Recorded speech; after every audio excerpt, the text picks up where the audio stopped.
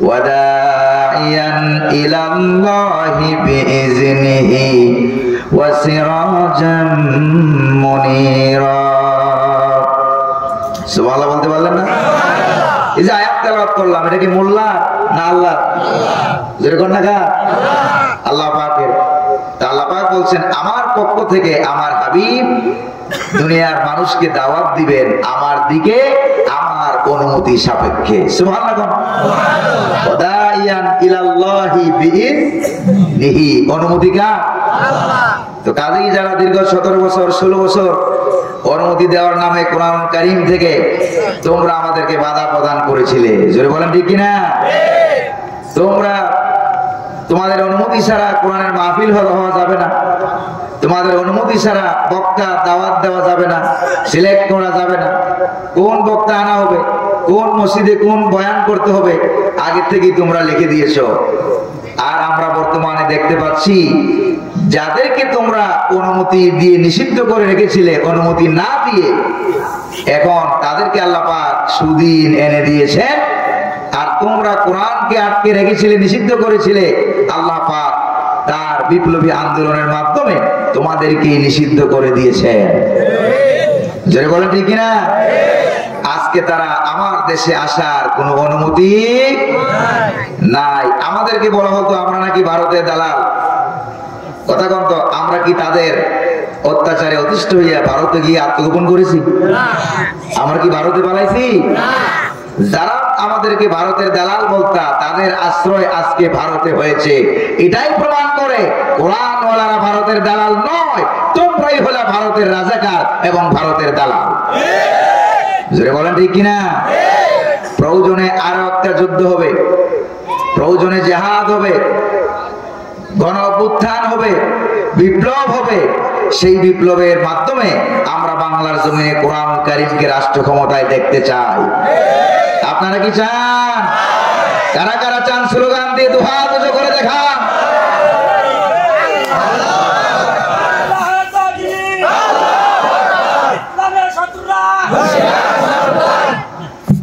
আল্লাহ যেন কবুল করেন বলি আমিন। প্রিয় ভাইরা আমার, 17 বছর আমরা কথা বলছি ইনডাইরেক্ট, বলেন ঠিক না? কথা বলছি ইনডাইরেক্ট, ডাইরেক্ট বলতে পারি নাই। আচ্ছা বলেন তো দেখি, ইসলাম আমাদের ধর্ম, এটা কি ডাইরেক্ট না ইনডাইরেক্ট? আল্লাহ পাক তিনি আমাদের স্রষ্টা, তিনি আমাদের খালেক, তিনি আমাদের মালিক, তিনি আমাদের রাজ্জাক। এটা কি ঘুরে গেলে ইনডাইরেক্ট না ডাইরেক্ট? মুহাম্মদুর রাসূলুল্লাহ আমাদের পয়গম্বর নবী রাসূল, ডাইরেক্ট না ইনডাইরেক্ট? কোরআন আল্লাহ পাকের কিতাব, ডাইরেক্ট না ইনডাইরেক্ট? তাহলে আমরা আজকে পরিবেশ পেয়েছি, এই কারণে আমরা কিছু ডাইরেক্ট কথা বলতে চাই। আপনারা শুনতে রাজি আছেন নাকি নাই? কারা কারা রাজি নাই তারা একটু হাত তুলে দেখেন। রাজি নাই কয়েকজন হাত তুলছে। আল্লাহ আমাদেরকে বোঝার তৌফিক দান করুন বলি আমিন। আমাদের আবেগ আছে, এই আবেগকে কাজে লাগাবো। প্রিয় ভাইরা, মাঝখানে একটু একটু জায়গা ফাঁকা আছে, আপনাদেরকে যদি অনুরোধ করি যে আপনারা এই ফাঁকা জায়গাটা একটু পূরণ করে বসেন, জান্নাতের বাগান রহমত নাজিল করে দিবেন কে? জয় বলে না, কে নাজিল করে দিবেন? হাদিস শরীফের ভিতরে এসেছে, খুব ভালো করে শোনেন প্রিয় ভাইরা। আলেমদের কাছাকাছি যে যত বেশি, আল্লাহ পাকের জান্নাত তার তত বেশি নিকটবর্তী। আপনার কি আলেম থেকে দূরে থাকবেন না কাছে আসবেন? হক্কানি আলেম ওলামা যেখানে, আমরা আছি দালাল বাংলাদেশে অভাব নাই। জোরে বলেন ঠিক কিনা? এই দালালরা এই 15 বছর তারা বিরিয়ানি খাইছে, হালুয়া রুটি আর বিরিয়ানি তারা খেয়েছে। আর 15 বছর আমরা খেয়েছি দৌড়ানি। যেরকম ঠিক কিনা? কোরআনের হক কথা বলার কারণে আমরা খাইলাম দৌড়ানি, ওরা খাইলো বিরিয়ানি। আর এখন ওরা খায় দৌড়ানি, আমরা খাবো দুনিয়াও খাবো, জান্নাতেও খাবো। আল্লাহ কবুল করুন বলি আমিন। বিতাড়িত মরদুদ শয়তানের ওয়াসওয়াসা থেকে পানা চাই কার কাছে? আচ্ছা, শয়তান থেকে পানা আল্লাহ ছাড়া কেউ দিতে পারে ভাই? দিতে পারে না। আর্মি বলেন, পুলিশ বলেন, র্যাব বলেন, বিজিবি বলেন, যত বাহিনী বলেন, ওই বাহিনীরে যদি শয়তানে ধরে, এই বাহিনী ছাড়াই দিতে পারে না? দৌড়ে হুজুরের কাছে আসে। হুজুরে বলেন ঠিক কিনা? ওই দিন দেখলাম এক পুলিশ দৌড়ে হুজুরের কাছে আসে, হুজুর হুজুর আমারে ধরছে জেনে, একটু সারাই দেন। কি ধরছে? জেনে ধরছে। তাহলে বোঝা গেল জেন থেকে, শয়তান থেকে আশ্রয় আল্লাহ পাক ছাড়া কেউ দিতে পারে না। বিতাড়িত মরদুদ শয়তানের ওয়াসওয়াসা থেকে পানাহ চাই কার কাছে? পরম করুণাময় অতীব দয়ালু আল্লাহ সুবহানাহু ওয়া তাআলার নামে শুরু করছি, পড়েন আমার সাথে। আউযু বিল্লাহি মিনাশ শাইতানির রাজীম। বিসমিল্লাহির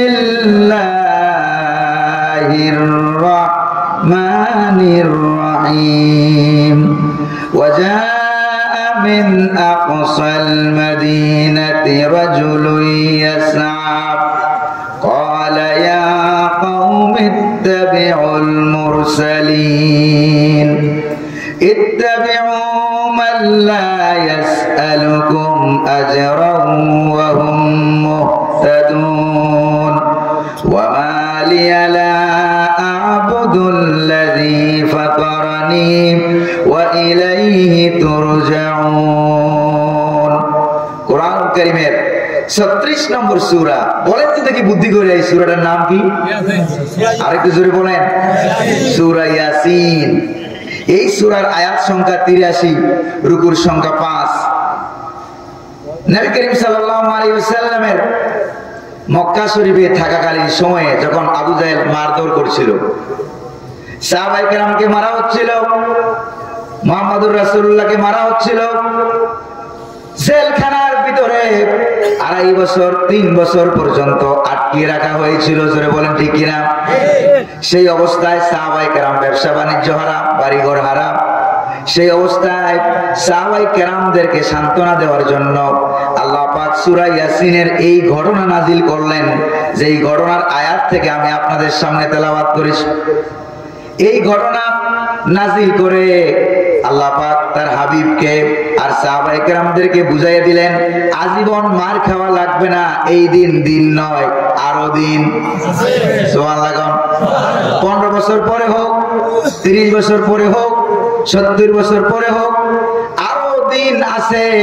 এমন সময় আসবে মার খাওয়া লাগবে না, মায়ের দিতে পারবেন। জোরে কোন আল্লাহু আকবার। আল্লাহ এরকম দিন আনছে না আনে নাই? আমার দেশে আল্লাহ পাক এরকম একটা দিন এনেছে। আর এত 15 বছর আমরা মায়ের খাইছি। জোরে বলেন ঠিক না?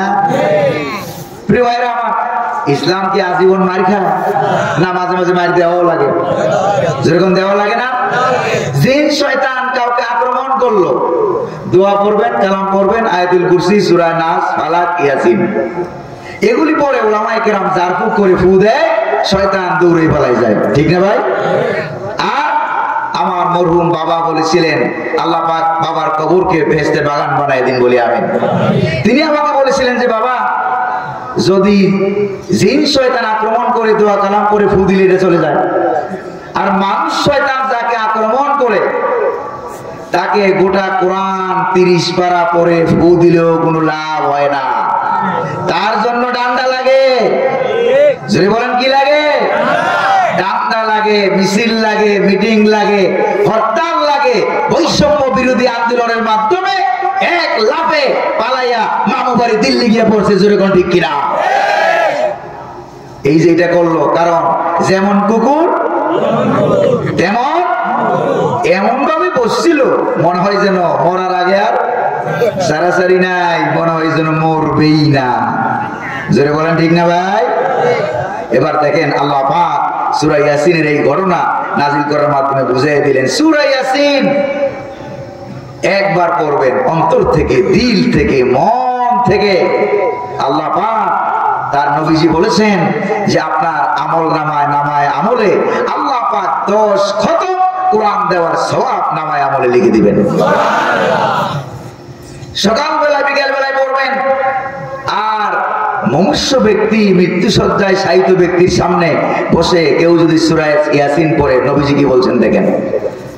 আল্লাহর নবীজি বলেছেন, মনুষ্য ব্যক্তি মৃত্যু শয্যায় শায়িত ব্যক্তির সামনে বসে কেউ যদি সূরা ইয়াসিন তেলাওয়াত করে, তাহলে এই তেলাওয়াতের বিনিময়ে রব্বুল আলামিন বড় বড় দুইটা উপকার করেন। জোরে বলেন কয়টা? এক নম্বরের উপকার হলো শয়তানের যাবতীয় ওয়াসওয়াসা থেকে রব্বুল আলামিন তাকে মুক্ত রাখেন, ঈমান সহকারে দুনিয়া থেকে যাওয়ার তৌফিক দান করেন। আর আসতে বলেন সুবহানাল্লাহ। আপনারা যেরকম সুবহানাল্লাহ বলছেন, মনে হয় আপনাদের এলাকায় সুবহানাল্লাহ বললে গুনাহ হয়। আচ্ছা কোন তো আপনাদের এলাকায় সুবহানাল্লাহ বললে সওয়াব হয় না গুনাহ হয়? কদ্দুর সওয়াব? তামলাউ মা বাইনাস সামাই ওয়াল আরদ, আকাশ এবং জমিনের মাঝখানে ফাঁকা জায়গা যদ্দূর সুবহানাল্লাহ বললে সওয়াব হয় তদ্দূর। এই যে আবার সুবহানাল্লাহ বললেন, এই হাদিস যখন আমি এক মাহফিলে বলছিলাম, ওই পাশে এক মুরব্বী, এখন তো যুবক সমাজ ভালো বুঝে, মুরব্বী বলতেও ভয় আছে নাকি নাই? মুরব্বী ভাইরাল, ঠিক কিনা? মুরব্বীরা এখন ভাইরাল। তখন ওই মুরব্বী আমার বললো, হুজুর আমার একটা কথা আছে, ওয়াজ বন্ধ করেন। আমি বললাম কি কথা? ওয়াজের পরে বলেন। কইছে না, ওয়াজের পরে বললে হবে না, আমার একটা কথা আছে, শুনতেই হবে। আমি বললাম মুরব্বী তাইলে আপনি বলতেই হবে, বলেন। তখন মুরব্বী আমারে বললেন যে হুজুর, এই যে একবার সুবহানাল্লাহ বললাম, আকাশ এবং জমিনের মাঝখানে ফাঁকা জায়গা সব সওয়াব দিয়ে ভরে গেল, দ্বিতীয়বার যে আবার সুবহানাল্লাহ বললাম, সেই সওয়াবটা জায়গা হইবে কোথায়? কথা বুঝতে পারছেন? আমি বললাম মুরব্বী মিয়া ভালো কথা বলছেন বাবাজি, আপনি বলেন তো এখন দিন না রাত? ওই যে হুজুর এখন তো রাত। আমি বললাম যে দিনের জায়গা হলো কই, আমার একটু বুঝান। আকাশের জমিনের সমস্ত জায়গার মালিক কে? এবার মুরব্বীরা আমি বুঝাই দিলাম, দেখেন রব্বুল আলামিন বলছেন ওয়াস